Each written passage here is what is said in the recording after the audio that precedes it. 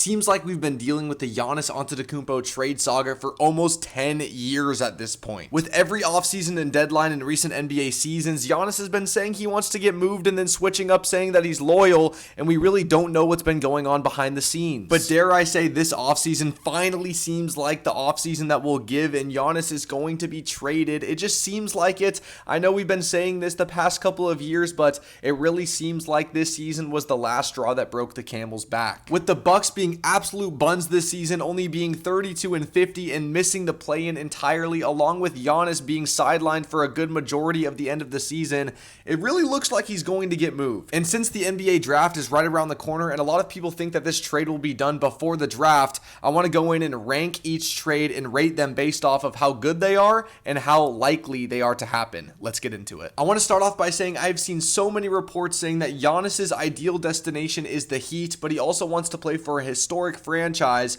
so that automatically puts the Heat and the Celtics at the top of the list for Giannis. But now let's get into the actual trades. And the first trade, we're jumping right into it. This is a crazy framework that's actually been getting some legs on social media over the past couple of days. But basically, this trade would be Giannis to the Celtics, and the Celtics would reroute Jaylen Brown to the Clippers, and Milwaukee would get picks and young players. Now, obviously, if you're the Clippers, you do this without even blinking an eye. This is such a good deal for you. You get off some contracts, and you get back in Jaylen Brown to pair next to Kawhi Leonard. So that's why the Clippers are really rumored in on this. But when you get to the other teams, it doesn't really make a lot of sense. And yes, the Milwaukee Bucks do get the 5th pick back, but that's basically it. I mean, you get the 27th pick, Hugo Gonzalez, and then a bunch of like old vets. It doesn't really make sense for the Bucks to give up Giannis, their franchise player, for basically one really good draft pick and a bunch of other stuff. And for the Celtics, they would have to give up Jaylen Brown, but that's pretty much it to get Giannis here. And obviously, you're going to do that any day of the week in order to pair up Giannis and Tatum. But I just don't feel like the Bucks are getting enough back to actually get this deal done. So I'm going to give this deal a 3% chance. Now, this next one we're looking at actually makes a lot more sense to me, and that's because the Portland Trail Blazers are involved, and they hold a lot of Milwaukee's future picks. As you can see in this deal, Giannis still goes to the Celtics, and Jaylen Brown is rerouted to Portland, while Milwaukee gets back the best package I think that's possible in a Giannis deal. The Bucks would get back a blue chip young prospect in Shaedon Sharpe, as well as some future picks from Boston and Hugo Gonzalez. They get a veteran back in Jeremy Grant, who also makes the money work, but they also get their 2028, 2029, and 2030 picks returned from the Dame deal, and so the Bucks would control their future draft picks when they are tanking without Giannis. And I mean, getting Shaedon Sharpe back plus 3 of your own first round picks is already kickstarting your rebuild better than any of these other deals in the future I think we're going to look at can. The only issue is Jaylen Brown heading to the Blazers is a team he probably does not want to go to. He'd probably rather go to the Clippers and play with Kawhi Leonard than go to the Blazers and play with Denny and Dame. But Giannis would still go to one of his preferred destinations, which is the Boston Celtics. So this trade is honestly not that bad. It's just Jaylen Brown to the Blazers that is holding it up, but I'll give a percent chance here at 20%. Now, this next one we're going to look at is just a Heat Bucks straight up deal. No third team, just these two teams. And the Heat would obviously get Giannis, and the Bucks would get back the 13th overall pick in this draft, Tyler Hero, Kel'el Ware, Nikola Jovic, and some future firsts. And while looking at this straight up, it might not seem that bad. You get Tyler Hero, who was named an all-star one year. You also get Kel'el Ware and Jovic, two kind of young prospects. But what do the Bucks do after this trade if they don't have their future first-round picks? I think it's safe to say that Tyler Hero, Miles Turner, and Kel'el Ware plus friends are not going to get you in the playoffs or even make a playoff run. So you're going to probably be in the lottery, but you're not going to have your first-round picks over the next couple of seasons. So while Giannis does go to the Heat here, you kind of leave the Milwaukee Bucks again in no man's land with no future besides, Kel'el Ware, Tyler Hero, and Miles Turner on the team. So I'm going to give the percent chance of this happening a 3% chance. Now, this next one we're going to look at involves the Atlanta Hawks, and I actually really like this deal for all three of the teams. So the Celtics obviously get Giannis, and Boston is one of his preferred destinations, so this is already working out. And with Atlanta as the facilitator here, they would actually get back Jaylen Brown and Sam Hauser. And the Bucks would end up with the 8th overall pick, the 27th overall pick, Dyson Daniels, Jonathan Kuminga, and a future first-round pick. A pretty good haul. Dyson Daniels won Most Improved Player in 2024-25 season. He was also second in Defensive Player of the Year. I personally think he should have won that season. And I honestly think he's on that same level of Shaedon Sharpe as a player to bring in to kind of kickstart your rebuild. And honestly, you get Jonathan Kuminga back, and I made a whole video on him. He's had his ups, he's had his downs, but bringing him back in a deal like this is honestly not even that bad, as there's not a lot of expectations expectations on him, and he can just go out there and hoop, and you can see if something is really there with him. And as far as the picks goes, you don't get back, obviously, your future first-round picks like the Blazers could give you,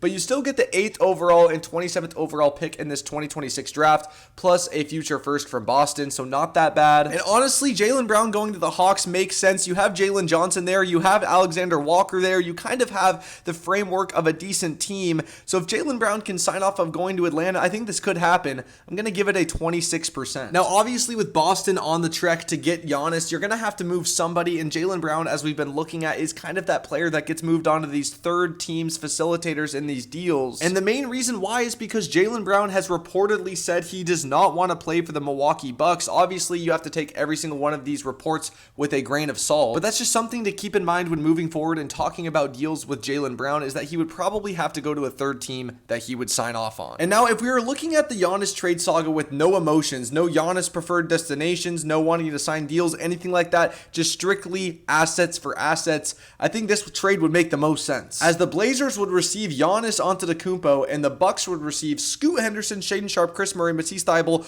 all of their first round picks back, plus an extra 2031 pick. You're getting back Scoot Henderson and Shaedon Sharpe, two blue chip guard prospects. Scoot Henderson just had an amazing playoffs, while Shaedon Sharpe averaged over 20 points per game last season. And you're also getting all of your picks back, plus an extra first round pick. I mean, if you're the Bucks, this just makes the most sense. Why would you not do this? It's been pretty obvious, and it's made apparent to the public that Giannis would just not sign an extension in Portland. So unless the Blazers kind of want to go get Giannis on a 1-year rental deal and give up all of those assets for that, I don't think this trade's going to happen. So it's going to sit at a 7% for me. And the Warriors have kind of also been in the Giannis rumors. I don't think this has a lot of legs, as it's mainly been Boston, Miami, and then some other sleeper teams. But in this trade, the Warriors would get Giannis Antetokounmpo, and the Bucks would get back Jimmy Butler, Pods, and some picks. Obviously, the Bucks get back basically nothing here. The only way for this trade to happen is if there's a third team, 1% chance. Now, this deal, oh my gosh, is actually crazy. But with a Giannis deal, I feel like we could expect maybe something like this to happen, but let's just go over it. So the 4 teams involved are the Thunder, the Cavs, the Bucks, and the Nets. The Thunder would be getting back mainly Evan Mobley. The Cavs would actually receive Giannis. The Bucks would get J-Dub, and the Nets would kind of get all of the filler. But hey, I mean, if the Bucks get back J-Dub, Isaiah Joe, Day'Ron Sharpe, and the 17th pick, I mean, that is a pretty good haul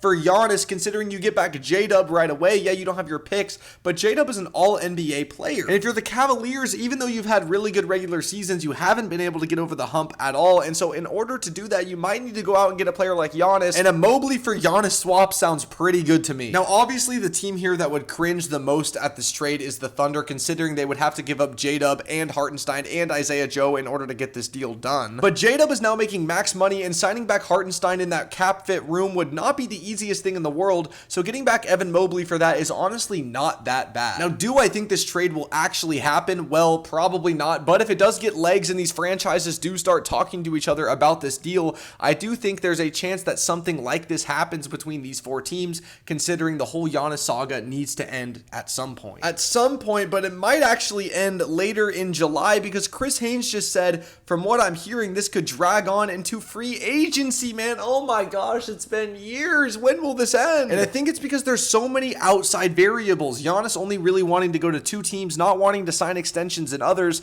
is allowing teams to pull back and not give full offers, rather than if Giannis was kind of just out of it and it was only up to the teams, I feel like the deal would already be done. Now, this might be biased coming from a Blazers fan, but I feel like this deal cannot happen without the Blazers being involved in some sort of capacity, because the Blazers hold the Bucks' future picks. And if you trade Giannis and you don't get back any win now players, unlike that trade that we just looked at where you get back J-Dub, the Bucks are going to be really bad, and they're going to be in the lottery without their own picks. Now, this trade I just made on Trade Machine. Now, let's go through it together. Now, I feel like this is very similar to a trade we've looked at earlier in the video, but this is what makes the most sense to me. Obviously, we have the Bucks. We're going to add the Blazers here, and then we're going to add the third team is obviously going to be the team that Giannis is going to go to, and that is going to be the Boston-Celtics. Now, in this trade, I'm going to trade Giannis Antetokounmpo to the Celtics. That's where he wants to go. That's where he would sign an extension to. That was what makes the most sense to me. Now, what will the Bucks get back? They'll get Jeremy Grant for salary reasons, Shaedon Sharpe for that blue chip prospect, and then all of their picks back, plus an extra unprotected pick via Orlando. I feel like this gives the Bucks a lot of flexibility. You get back Jeremy Grant, who's a tradable contract, and it's a big contract. You could bring in somebody else. You get back Shaedon Sharpe, who just averaged 20 points per game, give him the keys and some extra players, and you could could get something really good here. And then you obviously get all of your picks back plus an extra pick. And then the Blazers would be getting Jaylen Brown. Now, I know Jaylen Brown might not be wanting to go to the Blazers, but that's just what makes the most sense to me overall. If the Blazers can get Jaylen Brown on board to joining them, I feel like this is the trade that we are going to see whenever it happens. But thank you all for watching. I'll see you on the next one. Peace.